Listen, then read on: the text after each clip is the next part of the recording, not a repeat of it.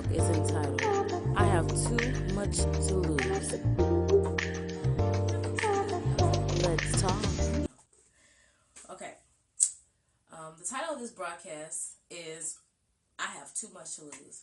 So I thank you all for tuning in to Let's Talk Relationship One-on-One with our weekly broadcast every Friday at 11 a.m. Today is, I think this is another personal moment for me, in a sense, because I talked last week about seasons, cycles, and setbacks. And for whatever reasons, around this time of year, people tend to get involved in crazy situations, and they end up, getting thrown off course. So I'm kind of still in that vein a little bit. And today we're talking about having too much to lose. What do I mean? When I say we have too much to lose, I mean there is nothing, when I tell you nothing, more important than your time next to God. God's first. But next to God, there's nothing more important than your time. And you have to use your time wisely. The older you get, the more conscious you are of time. When you're a teenager or in your early 20s, you're not worried about time. You're not worried about, you're worried about living the life and cooling it and everything like that. But when you get to a certain age, stage, and phase in your life, then you have to start reevaluating some things, including friendships, relationships, careers, churches, everything. I thank God that I'm in the right house, and I'm good. I thank God, that I found a place to worship and it be authentic. So, but there are a lot of things that you're going to have to reevaluate. The first thing that you're going to have to put into place is focus. You have to redirect your focus to what matters in your life. Focus is the center of interest or activity. A synonym for focus is the nucleus, like a nucleus. We know we all had science and all that biology stuff. We know what a nucleus is. But just for the record, I'll read to you what a nucleus is. It's the central or most important part of an object, movement, or group forming the basis of its activity or growth. I'll read that again. Nucleus is the central and most important part of an object, movement, or group forming the basis of its activity or growth. Another synonym for focus is heart. I would have never known that. I mean, of course we know that, literally. But when I look at it, or look at the word heart, I think about the functioning of the body. You cannot function without your heart. Your heart is one of the most important organs that you have next to your brain. Other things can be, finagled or managed in a sense. But one of the largest organs or most important organs is your heart. And if focus is connected to your heart, then we might have to look at our heart condition. We might have to reevaluate things that are in our heart, whether it's bitterness, unforgiveness, all those things that will tend to snatch your focus away from you and put you in a position of distractions. And I'll get to distractions in a minute. But this determines how effective you are with your time, whatever you're focused on. I personally, right now, am focused on, at age 31, I'm focused on making sure that I'm investing into my legacy, which is my children. I'm making sure that my career becomes successful, and that I leave something for the next generation. And I am trying to birth out and complete the desires of my heart, my dreams, my visions, and my passions, those are the things that I'm working on right now. I'm late, to be honest with you. I had a goal. I had a plan. And we all have these maps. Everybody doesn't plan for their life, but I did. Thanks for the hearts. I think that's Smile Bright. Is that Smile Bright?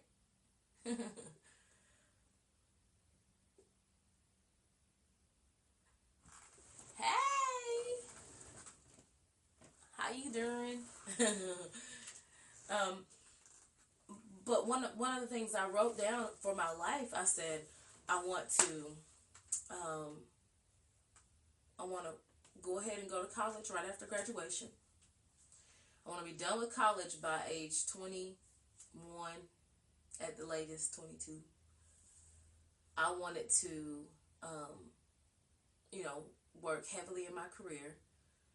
I wanted to climb the ladder fast, whatever my career was going to be. And by age 30, I wanted to be buying my first house. And I wanted to be retiring by 40. Like, I really wanted to retire by 40. Okay? So all of those plans you have, and you have all that stuff written out, but the thing that we don't do is we don't focus. We get distracted, which leads to my next point. Distraction. Distraction is a thing that prevents someone from giving full attention to something else. One of the synonyms for distraction is hindrance. We talked about hindrances in a previous Periscope, which I think was last week. So here's that word coming up again. Hindrances, a lot of times hindrances are controllable. We can decide, what we're going to give our attention to. Whether it's that boyfriend or that girlfriend or, that Facebook war that somebody thinks that you're fighting with them and you're not fighting with them on Facebook. Or you are fighting with them and you're giving them too much of your energy, times, or it's that person in church that is not even just church, in any social environment. It's that person that seeks to that is jealous of you, that is spiteful concerning you, or it's given things that don't matter and that can't help your future, giving those things too much energy. You know what I'm saying? So we got to redirect our focus and not become distracted. Distraction, another definition for distraction is extreme agitation of the mind and emotions. Extreme agitation of the mind and emotions. Okay. I don't remember what scripture it is because I'm not a theologian. But I remember the quote, so as a man thinketh, so is he. So it's whatever your mind is on, that's what you become. That's what all your attention and focus goes to. Well, if your attention and focus is in the wrong areas, it's going to cause you to be extremely distracted. Agitated, extremely agitated. And agitation, that stuff deals, it messes with your emotions. And how many of us know that our emotions can have us so fooled? It'll have us thinking that people mad at us when they ain't. It'll have us thinking that people dislike us when they don't. It'll have us thinking that somebody is fond of us when they're not. So many different, your emotions are dangerous thing. Your emotions will have you all kind of crazies. And the thing that we don't want is, I'm sorry, this hair is, the thing that we don't want is to become crazy. Because when we become crazy, our emotions have literally overtaken us at that point. And we will do and say and act all about out of our character. We'll do so many crazy off the wall things once our emotions get involved. And I'm not saying be a robot and not feel, You should feel, but your feelings shouldn't be what's driving you. Your purpose, your focus should be what's driving you. Knowing that all this stuff is on this road. It's like after a hurricane or tornado come through, and you know this is a road because you've driven on it before. You know that it's a street, but it's so much debris and trash and wood chips and rooftops and everything in the way of you getting to the stop sign. So you're going to have to step over some drama. You're going to have to kick some foolishness out of the way. You're going to have to do so much to focus on getting to that stop sign. Because that stop sign is going to lead you to your next destination. Life is not supposed to be driven by your foolishness that is brought to you or emotions of the drama in your life. Your life should be driven on what you're gonna become, what you're gonna make out of yourself. So, let me tell you what one of the what emotions are. If you don't know what emotions are, we feel them, but we sometimes don't know what emotions are. Emotions is the natural, instinctive state of mind driving from a circumstance, mood, or relationship. Driven from a circumstance, mood, or relationship. So all of those things are things that we can get involved in that will cause us to be distracted. Okay? So when it comes down to circumstances, some things we can't help, like death.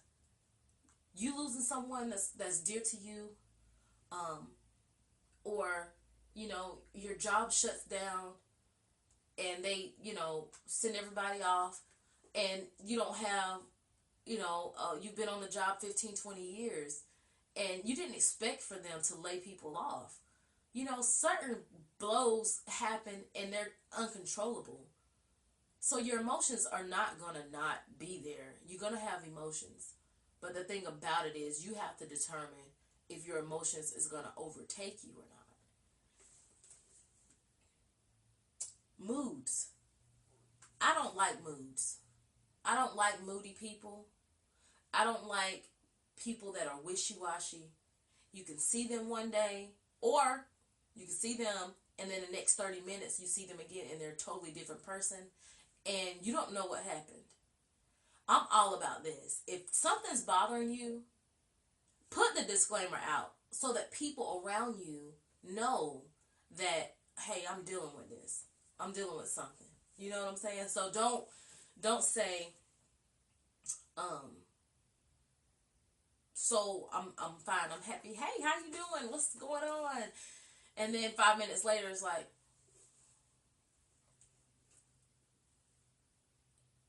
what's wrong with you? Nothing. Well, automatically, if you're not expressing what's wrong with you, the person that you're talking to or that is in relationship with you, whether friendship, work, whatever, that person is going to think, man, what did I do? Did I do something? Because you're not talking to me. Now, if somebody else did something, I understand you treating them that way. But you don't treat the person that hasn't done anything to you in a negative way or a bad way. You should express yourself and say, man, I'm pissed off at sister such and such, or brother such and such, or Mr. such and such, or Mrs. such and such, or, I'm pissed off at this person. I'm pissed that they just did. I don't want to talk about what they did. I'm just upset. Or you don't even have to say that you're pissed off with who. Just say, I had a situation. I'm just too fit to be tired. I'm just aggravated. So that gives the person the opportunity to back off, give you your space, and then regroup. So you can't expect for a person to read your mind. When you get upset and with all these emotions and stuff, it's too draining. And that's all off subject. But the reason I brought it up is because your mood, we're talking about mood swings. That is one thing that will distract you. And matter of fact, when you get in your emotions, it won't only distract you, it will distract people that love you and that are close to you in your life, because their focus is taken off of what they need to be focused on, and now it's focused on trying to satisfy your emotions and trying to fix what's wrong with you. And that's a sidebar, but let me tell y'all something. Don't try to fix what's wrong with somebody else. You can't do it. Especially if you didn't break it, you can't fix it.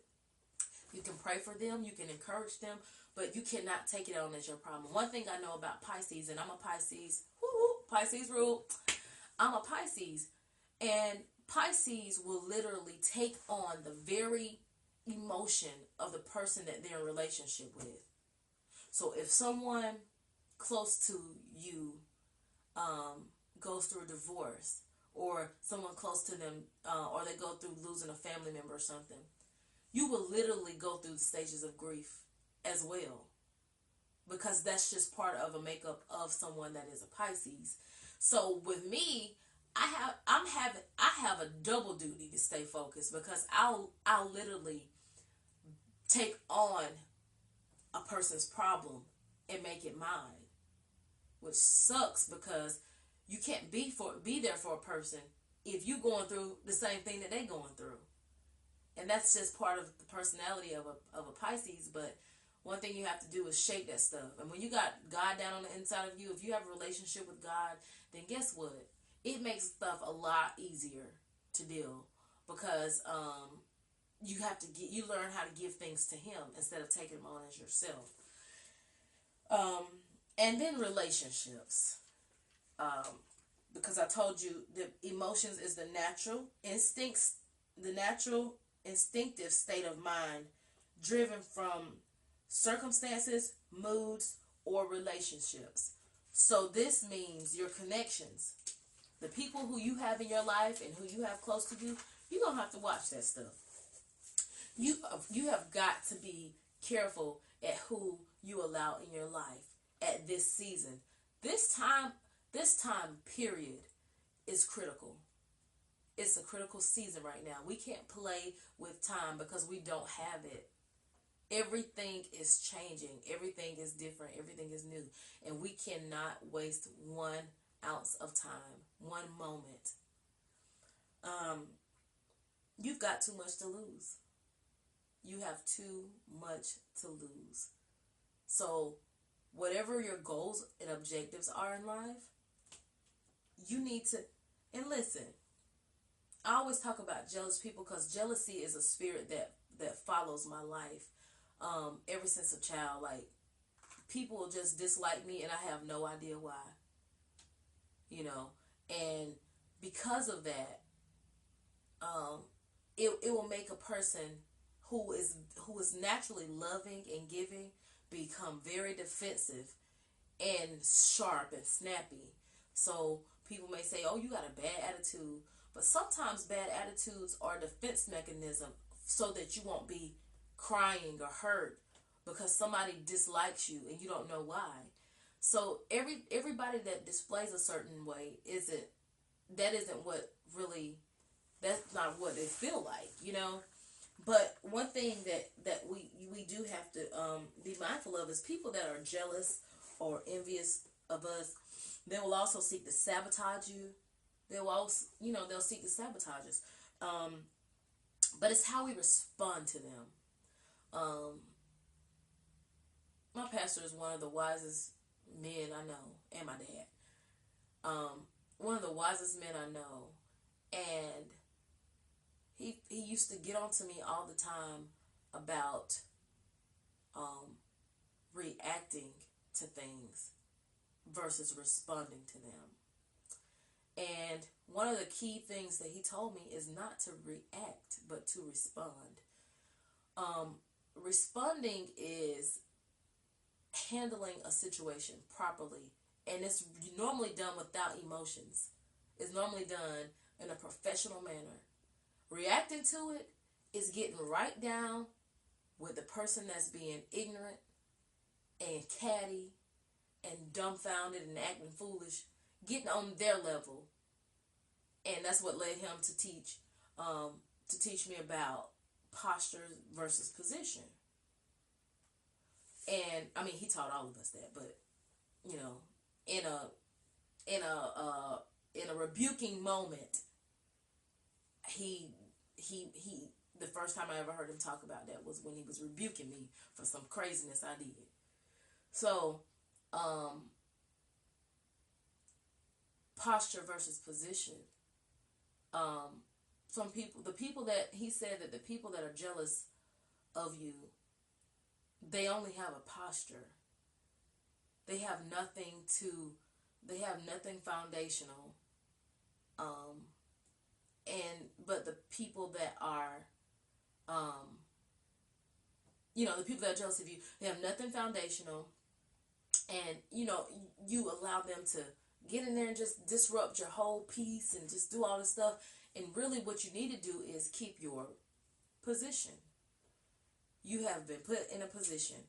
You out there, y'all have been put in positions, whether it's on your career, in your relationship, your marriage, or whatever. You have been given a certain position. Stand on your position. Don't allow anybody's posture to push you off of the platform that's been given to you by God. So, it's gonna take focus. Focus is the main thing that will cause you not to lose everything that you've worked hard for. Even if you don't have anything to show for what you worked for, you done worked. You've given your life and dedicated it to something, whether it was effective or ineffective. You've invested time into things. So you can't lose everything that you've worked for. You can't lose anything at this state in time. Everything that you have is vital. Everything that you do is, it matters. It counts. So make sure in this season that you stay focused so that you don't lose anything. Remember, I said we have too much to lose. But it's been good. I've enjoyed. I know it sounds kind of weird because I feel like I enjoy hearing myself talking. It's kind of arrogant and cocky, but no, that's not really what I mean. What I mean is, I feel like what I shared was good information, and I felt like it was effective, and I felt that people they really got it. What I was saying, it came across clear. I feel confident about that. So I'm gonna let you guys go because it's my fault that I'm late. But I just want to remind you, on February 5th, 2016, at 7 p.m., right here in Dothan, Alabama, we are going live. I am going to have a panelist release date. I've confirmed all the panelists, and it's going to be phenomenal. It's going to be awesome. But we're going live. You'll be able to text in questions during the session, and if you don't want to say your question out loud, you'll be able to come up to the mic. If you want to ask your question, you can. If you want to text in your question, you'll be able to text in anonymously. So, with that being said, it's going to be good. You can ask whatever. It's freedom. Freedom Friday. We're having our event on Friday because it's Freedom Friday. Anything that you say, just be expressive. You don't have to be shy or timid because it's going to be anonymous. So, it's going to be awesome. Make sure that you bring your significant other or a best friend or coworker. Invite everybody you know. Eventbrite will be up soon, and you'll be able to go on and purchase your ticket. You will have until I think you're able to start purchasing your ticket on December 1st, and you have until January 15th to get the early bird special. After that, you will be able to purchase tickets up until 3 p.m. the day of the event, and the tickets will go up $2. So, again, I told you your meal ticket is $8, and and it's $10 after the 15th of January. So, and then it'll be $12 at the door. So try to get your tickets early if you can. It's for your benefit, because everything's already been covered. That's the glory of God. Everything's for this event is already paid for. It's already covered. There are no deficits. So prepaying early is for your benefit. So I am excited, y'all. I can't wait to tell y'all who's gonna be on this panel. It's gonna be off the chain in my street voice. So make sure you tune in next Friday at 11 a.m. Y'all, I'm so sorry for being late today. But you know, when you have appointments and everything scheduled, there's nothing that you can do about that. Okay? So tune in every Friday at 11 a.m. Central Standard Time to Freedom Friday. Let's talk relationship one-on-one. I thank you guys for your support and love, and I will see you next Friday.